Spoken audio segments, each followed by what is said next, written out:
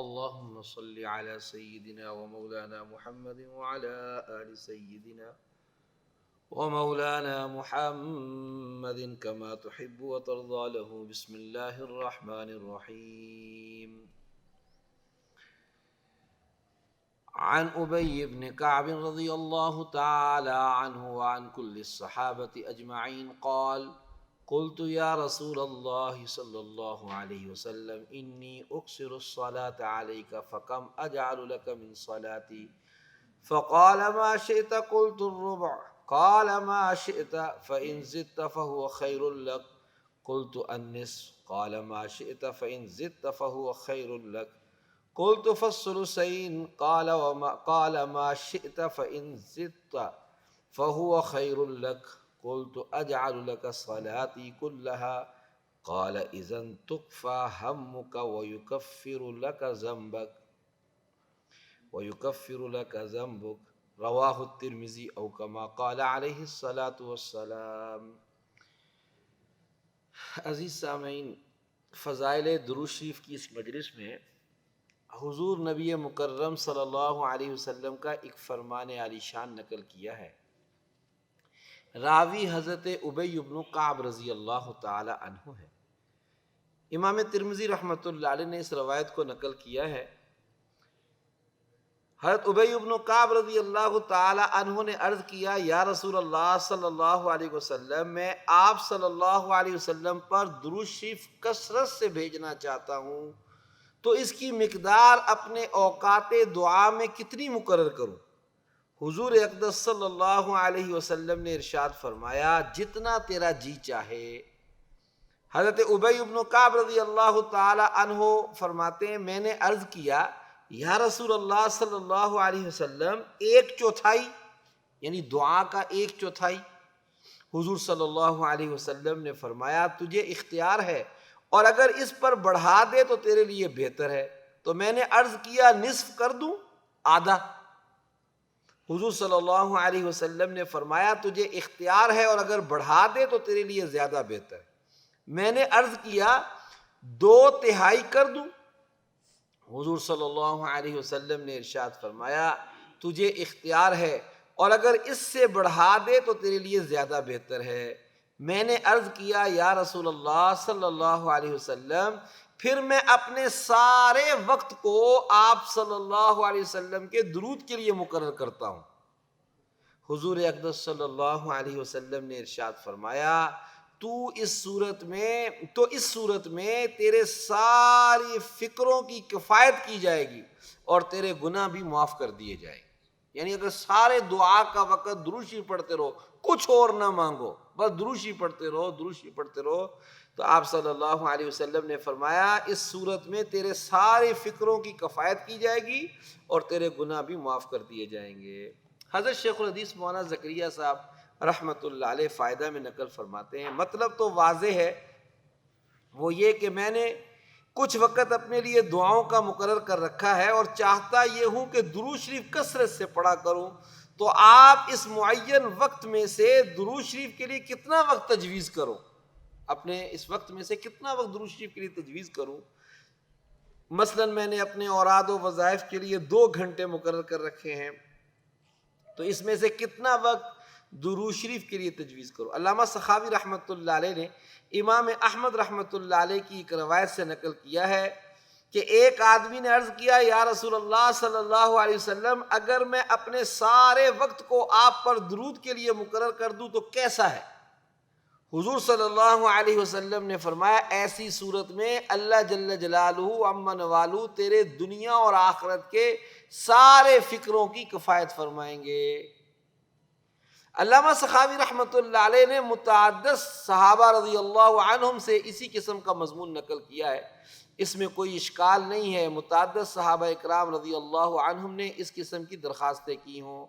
علامہ سخاوی رحمۃ اللہ علیہ کہتے ہیں، درود شریف چونکہ اللہ پاک کے ذکر پر اور حضور اقدس صلی اللہ علیہ وسلم کی تعظیم پر مشتمل ہے، تو حقیقت میں یہ ایسا ہی ہے جیسا دوسری حدیث میں اللہ جل شانہ کا یہ ارشاد نقل کیا گیا ہے کہ جس کو میرا ذکر مجھ سے دعا مانگنے میں مانے ہو، یعنی کثرت ذکر کی وجہ سے دعا کا وقت نہ ملے، تو میں اس کو دعا مانگنے والوں سے زیادہ دوں گا۔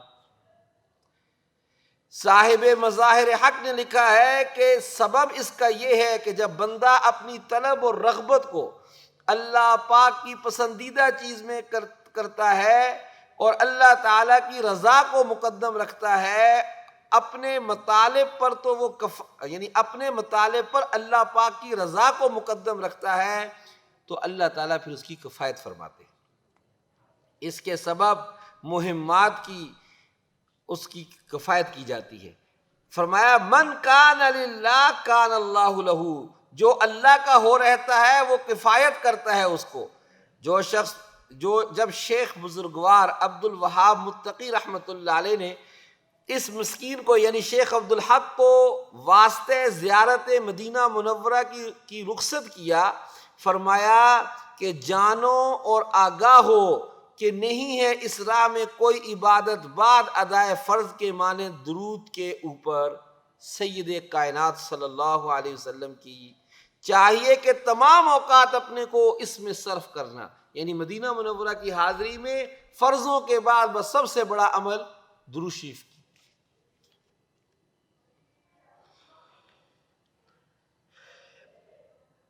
فرمایا عرض کیا گیا کہ اس کے لیے کچھ عدد معین ہو، فرمایا یہاں معین کرنا عدد کا شرط نہیں ہے، اتنا پڑھو کہ ساتھ اس کے زبان تر و تازہ رہے اور اس کے رنگ میں رنگین ہو جاؤ اور مستغرق ہو جاؤ۔ اس پر یہ اشکال نہ کیا جائے کہ اس حدیث پاک سے یہ معلوم ہوا کہ درود شریف سب اوراد و وظائف کی بجائے پڑھنا زیادہ مفید ہے، اس لیے کہ اول تو خود اس حدیث پاک کے درمیان میں اشارہ ہے کہ انہوں نے یہ وقت اپنی ذات کے لیے دعاؤں کا مقرر کر رکھا تھا، اس میں سے درود شریف کے لیے مقرر کرنے کا ارادہ فرما رہے تھے۔ دوسری بات یہ ہے کہ یہ چیز لوگوں کے احوال کے اعتبار سے مختلف ہوا کرتی ہے۔ بعض روایات میں الحمدللہ کو افضل الدعا کہا گیا ہے، بعض روایات میں استغفار کو افضل الدعا کہا گیا ہے۔ اسی طرح سے اور اعمال کے درمیان میں بھی مختلف احادیث میں مختلف اعمال کو سب سے افضل قرار دیا گیا ہے۔ یہ اختلاف لوگوں کے حالات کے اختلاف کی بنا پر ہے اور اوقات کے اعتبار سے بھی ہوا کرتا ہے، جیسا کہ مظاہر حق سے نقل ہے کہ شیخ عبد الحق محدث دہلوی نور اللہ مرقدہ کو ان کے شیخ نے مدینہ پاک کے سفر میں یہ وصیت کی کہ تمام اوقات درود شریف ہی میں خرچ کریں۔ علامہ منذری رحمۃ اللہ علیہ نے ترغیب میں حضرت ابی رضی اللہ تعالیٰ عنہ کی اسی حدیث میں ان کے سوال سے پہلے ایک مضمون اور بھی نقل کیا۔ وہ کہتے ہیں کہ جب چوتھائی رات گزر جاتی تو حضور اقدس صلی اللہ علیہ وسلم کھڑے ہو جاتے اور ارشاد فرماتے اے لوگو اللہ کا ذکر کرو، اے لوگو اللہ کا ذکر کرو، یعنی بار بار فرماتے۔ رادفہ آ رہی ہے، موت ان سب چیزوں کے ساتھ جو اس کے ساتھ لاحق ہیں آ رہی ہے، موت ان سب چیزوں کے ساتھ جو اس کے ساتھ لاحق ہیں آ رہی ہے۔ اس کو بھی 2 دفعہ فرماتے، اس بات کو بھی، یعنی راجفہ اور رادفہ۔ یہ قرآن پاک کی آیت جو سورۃ النازعات میں ہے اس کی طرف اشارہ ہے، یوم ترجف الراجفہ تتبعها الرادفہ قلوب یومئذ واجفہ ابصارها خاشعہ۔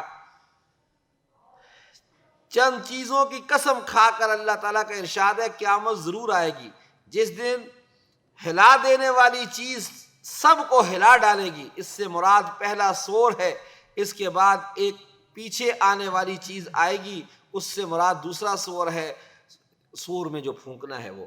بہت سے دل اس روز خوف کے مارے دھڑک رہے ہوں گے، شرم کی وجہ سے ان کی آنکھیں جھک رہی ہوں گی۔ اس حدیث مبارکہ میں درود شریف کی فضیلت کو ذکر کیا گیا ہے جسے حضرت ابی بن کعب رضی اللہ تعالی عنہ نے نقل کیا ہے۔ اللہ تعالی ہمیں اہتمام کی توفیق عطا فرمائے، آمین۔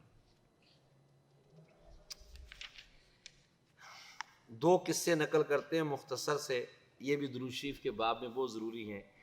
حسن بن موسیٰ حضرمی رحمۃ اللہ علیہ جو ابن عجینہ رحمۃ اللہ علیہ کے نام سے مشہور ہیں، کہتے ہیں میں حدیث پاک نقل کیا کرتا تھا اور جلدی کے خیال سے حضور اقدس صلی اللہ علیہ وسلم کے پاک نام پر درود لکھنے میں چوک ہو جاتی تھی۔ میں نے حضور اقدس صلی اللہ علیہ وسلم کی خواب میں زیارت کی. حضور اقدس صلی اللہ علیہ وسلم نے ارشاد فرمایا کہ جب تو حدیث لکھتا ہے تو مجھ پر درود کیوں نہیں لکھتا؟ جیسا کہ ابو عمر طبری رحمۃ اللہ علیہ لکھتے ہیں، میری آنکھ کھلی تو مجھ پر بڑی گھبراہٹ سوار تھی. میں نے اسی وقت عہد کر لیا کہ اب سے جب کوئی حدیث لکھوں گا تو صلی اللہ علیہ وسلم ضرور لکھوں گا. یا رب صلی وسلم دائما ابدا علی حبیبک خیر الخلق کلہم. ابو علی حسن بن علی عطار رحمۃ اللہ علیہ کہتے ہیں مجھے ابو طاہر نے حدیث پاک کے چند اجزاء لکھ کر دیے. میں نے ان میں دیکھا کہ جہاں بھی کہیں نبی کریم صلی اللہ علیہ وسلم کا پاک نام آیا وہ حضور صلی اللہ علیہ وسلم کے پاک نام کے بعد صلی اللہ علیہ وسلم تسلیما کثیرا کثیرا کثیرا لکھا کرتے. 3 دفعہ کثیرا کثیرا کثیرا لکھا کرتے. میں نے پوچھا اس طرح کیوں لکھتے ہیں آپ؟ انہوں نے کہا کہ میں اپنی نو عمری میں حدیث پاک لکھا کرتا تھا اور حضور اقدس صلی اللہ علیہ وسلم کے پاک نام پر درود نہیں لکھا کرتا تھا. میں نے ایک مرتبہ حضور اقدس صلی اللہ علیہ وسلم کی خواب میں زیارت کی. میں حضور اقدس صلی اللہ علیہ وسلم کی خدمت میں حاضر ہوا. میں نے سلام عرض کیا. حضور اقدس صلی اللہ علیہ وسلم نے منہ پھیر لیا. میں نے دوسری جانب حاضر ہو کر سلام عرض کیا. حضور صلی اللہ علیہ وسلم نے ادھر سے بھی منہ پھیر لیا. میں تیسری دفعہ چہرہ انور کی طرف حاضر ہوا. میں نے عرض کیا یا رسول اللہ صلی اللہ علیہ وسلم آپ مجھ سے روگردانی کیوں فرما رہے ہیں؟ حضور اکرم صلی اللہ علیہ وسلم نے ارشاد فرمایا کہ اس لیے کہ جب تو اپنی کتاب میں میرا نام لکھتا ہے تو مجھ پر درود نہیں بھیجتا. اس وقت سے ابو طاہر فرماتے اس وقت سے میرا یہ دستور ہو گیا کہ جب میں حضور اقدس صلی اللہ علیہ وسلم کا پاک نام لکھتا ہوں تو صلی اللہ علیہ وسلم تسلیما کثیرا کثیرا کثیرا لکھتا ہوں. حدیث سے نقل ہے. یا رب صلی وسلم دائما ابدا علی حبیبک خیر الخلق کلہم. ہمارے استاد محترم تھے حضرت مفتی محمد رفیع العثمانی حفظہ اللہ تعالیٰ عنہ، اللہ تعالیٰ ان کی عمر میں برکت عطا فرمائے. ہمیں مسلم شریف پڑھاتے تھے. جب ہم حدیث پڑھ رہے ہوتے تو لازمی بات ہے احادیث تیزی کے ساتھ روانی کے ساتھ پڑھی جاتی.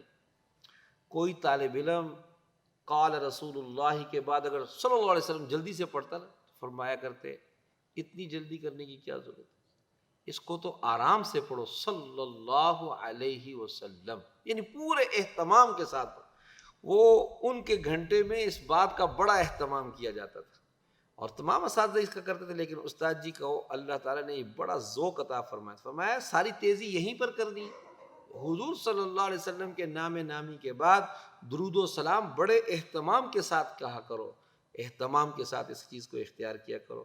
اللہ تعالیٰ ہمیں بھی اپنی زندگانی میں اس کام کو اس چیز کو کثرت کے ساتھ اختیار کرنے کی توفیق عطا فرمائے. خود بھی اپنی نسلوں میں بھی اس بات کو عام کرنے کی اللہ پاک توفیق عطا فرمائے. اللہ رب العزت جو کچھ کہا سنا ہے اس کے موافق اپنی زندگیوں کو ڈھالنے کی توفیق عطا فرمائے. اللہم لک الحمد کما انت اہلہ، صلی علی محمد کما انت اہلہ وفعل بنا کما انت اہلہ. اے رحیم و کریم اللہ ہم سب کی یہ حاضری اپنی بارگاہ میں قبول فرما. توشہ آخرت توشہ نجات بنا، رحمتوں برکتوں کا دارین کی سعادت میں یہ بہت زیادہ نصیب فرما. اپنے دروازہ رحمت کا محتاج بنا، در بدر کی احتیاجی سے محفوظ. اے رحیم و کریم اللہ جتنے بھی احباب قریب بعید سے آئے سب کا آنا اپنی بارگاہ میں قبول فرما. اللہم صلی علی سیدنا و مولانا محمد وعلی آل سیدنا و مولانا محمد فی اول کلامنا. اللہم صلی علی سیدنا و مولانا محمد وعلی آل سیدنا و مولانا محمد فی اوسط کلامنا. اللہم صلی علی سیدنا و مولانا محمد وعلی آل سیدنا و مولانا محمد فی آخر کلامنا. اللہم صلی علی سیدنا و مولانا محمد وعلی آل سیدنا و مولانا محمد فی اول کلامنا. اللہم صلی علی سیدنا و مولانا محمد وعلی آل سیدنا و مولانا محمد فی اوسط کلامنا. اللہم صلی علی سیدنا و مولانا محمد وعلی آل سیدنا و مولانا محمد فی آخر کلامنا. اللہم صلی علی سیدنا و مولانا محمد وعلى آل سيدنا ومولانا محمد في أول كلامنا. اللهم صل على سيدنا ومولانا محمد وعلى آل سيدنا ومولانا محمد في أوسط كلامنا. اللهم صل على سيدنا ومولانا محمد وعلى آل سيدنا ومولانا محمد في آخر كلامنا. آمين آمين آمين بجاه سيد المرسلين برحمتك.